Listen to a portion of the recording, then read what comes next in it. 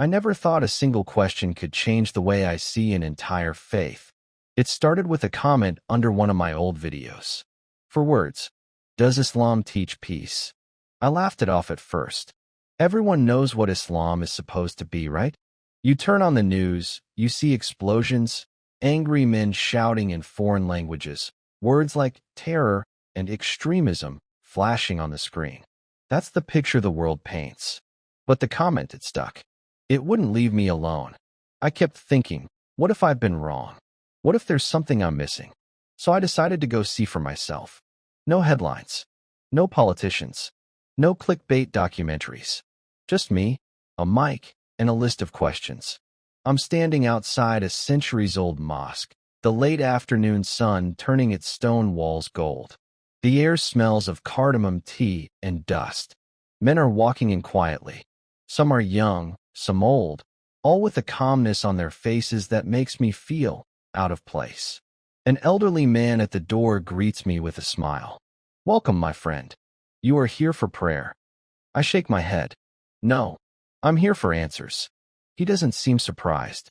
Then you've come to the right place, he says, and motions me inside. Inside, it's silent except for the soft rustle of clothing as people move. No one is rushing.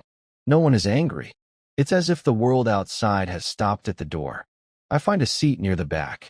The imam, a tall, calm man with a white beard, begins to speak in Arabic. I don't understand the words, but the tone is gentle. Someone whispers a translation for me. Peace is the foundation. Without it, faith is incomplete.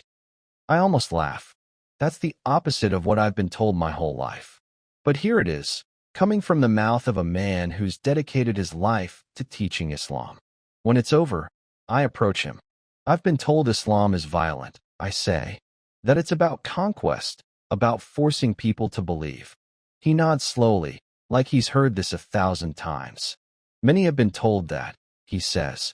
But the word Islam itself comes from salam, peace, submission to God and peace. But what about the verses? I push. The wars. His eyes meet mine.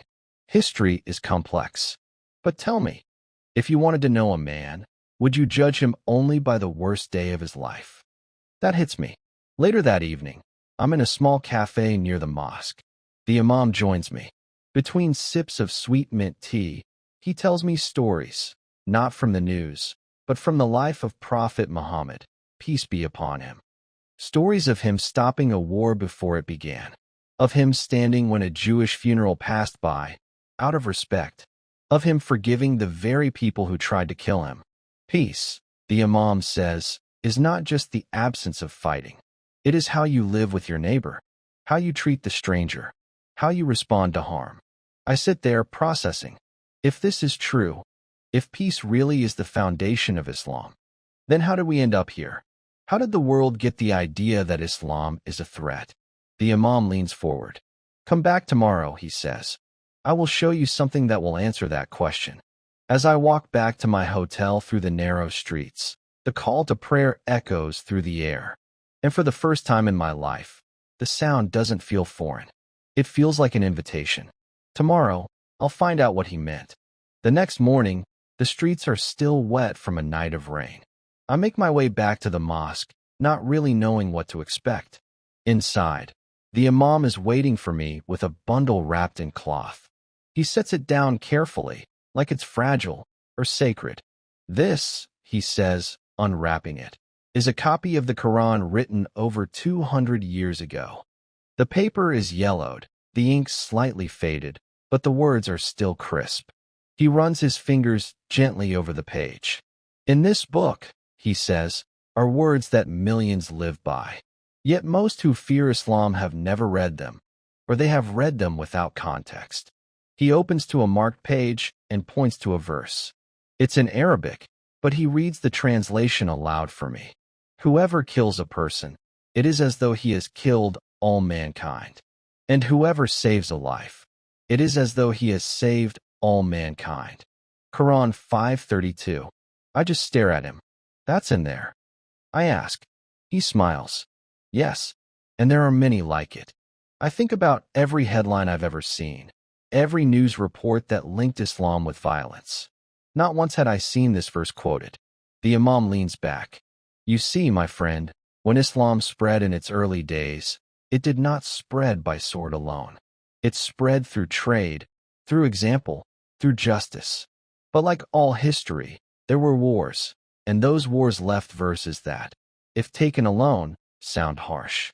Take them out of their time, strip away the reason they were revealed, and you can make the Quran say anything you want.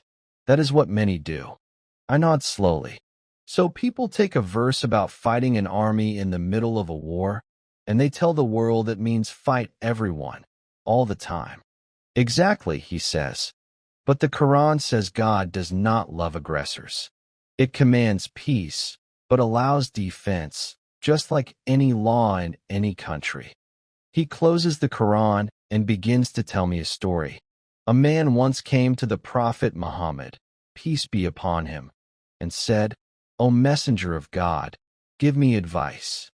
The Prophet told him, do not become angry. The man asked again, and again. The Prophet said, do not become angry. I laugh quietly. That's it. That was the advice. The Imam nods. Because anger is the root of violence. Control it, and you control the outcome. We sit for a while in silence, the weight of his words filling the room. And then it hits me. The Imam is not trying to convince me. He's not debating me. He's simply showing me what's already there, waiting to be seen. Later, we walk through the city streets together. He points out small acts of kindness. A shopkeeper giving bread to a poor man. 2 young boys helping an old woman carry her groceries. A stranger offering me tea without asking for anything in return. This, he says, is Islam. Not the explosions you see on television. Not the slogans shouted in anger. These little things. The Prophet said even a smile is charity. Before we part, the Imam turns to me. If you want to understand Islam, he says, do not only look at our books. Look at our people. Sit with us.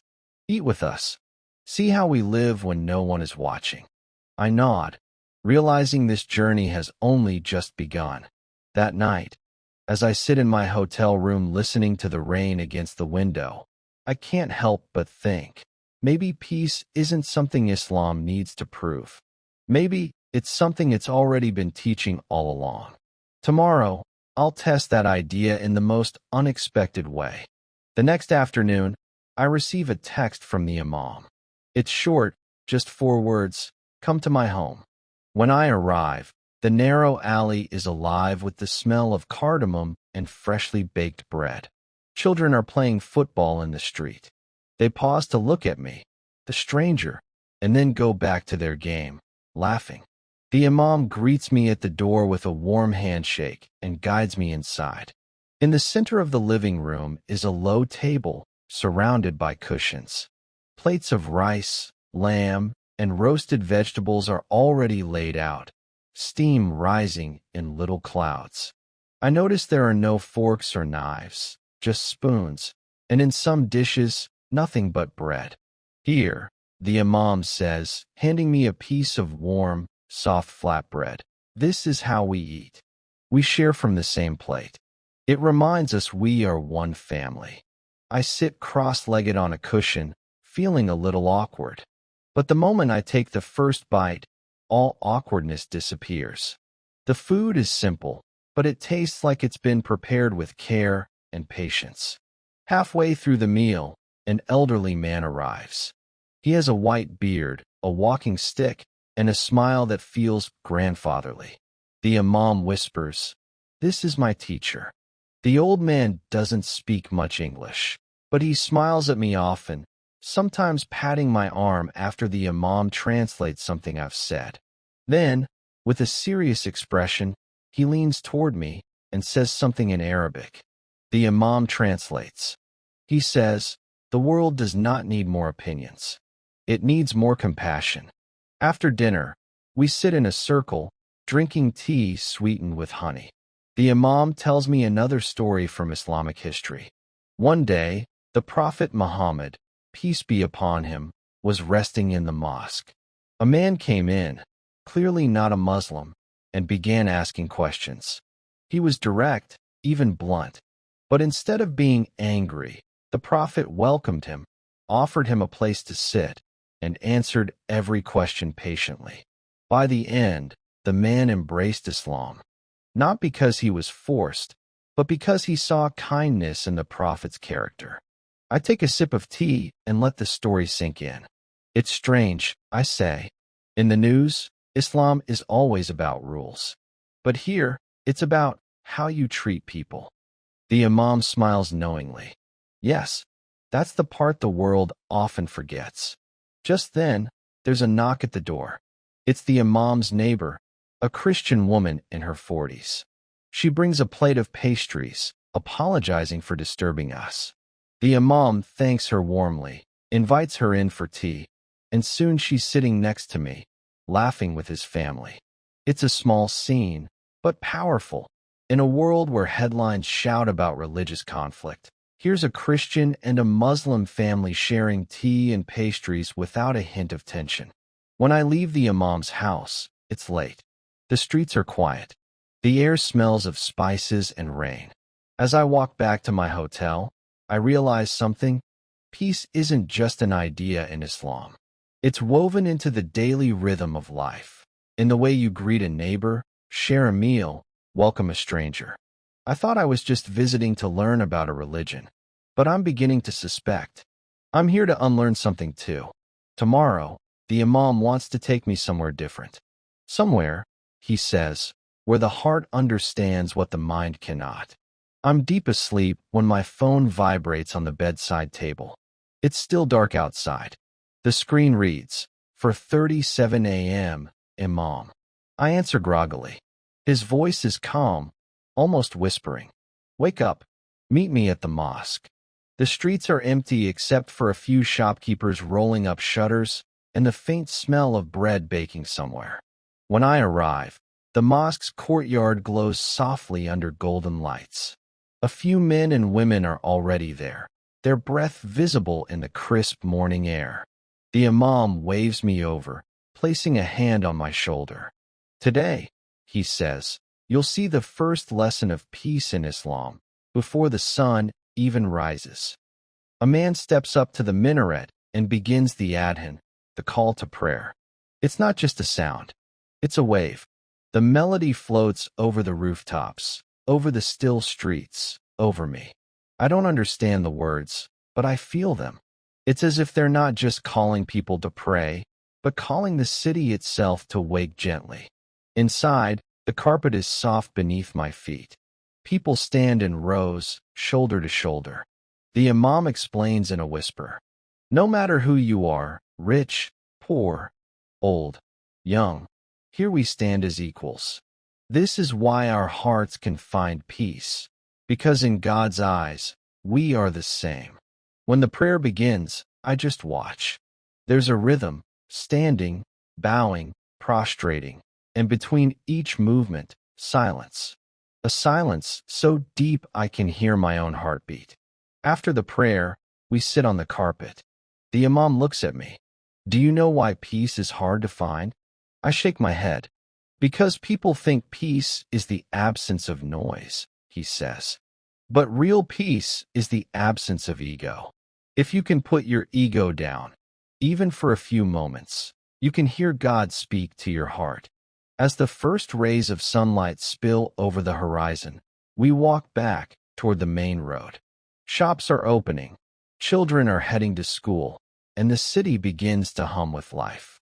But I'm carrying something invisible, the stillness of that early morning, the echo of the adhan, the unity of strangers praying together. I came here thinking peace was something political, a treaty, a negotiation. But at 4:37 a.m. in a quiet mosque, I've learned it's something you practice before breakfast. Tomorrow, the Imam promises I'll see peace where it's hardest to find, in the middle of conflict. When I first started this journey, I thought peace in Islam was just a slogan, something written in books, recited in speeches, but rarely lived. Instead, I saw it in unexpected places. in the quiet dignity of people praying before dawn, in the way strangers greeted me with warmth despite my ignorance, in the discipline of daily worship that seemed to polish away pride, in the belief that peace begins not in governments, but in hearts. The Imam's last words to me still echo. If you want to understand what Islam teaches about peace, don't just read it. Live one day as if you truly believe God is watching, and you'll feel it.